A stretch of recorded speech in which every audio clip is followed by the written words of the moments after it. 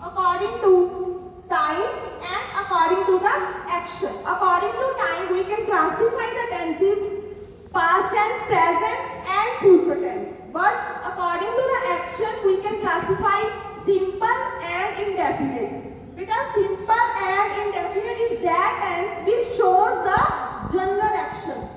And continuous action tense shows the ongoing action which we are going on. Taking risk. If we talk about the fears and taking risk, basically it is the key to success. Because if we overcome from our fears, then we will definitely achieve our goals. It has the power of judicial review. Judicial review means it can strike down any law which is against its citizens.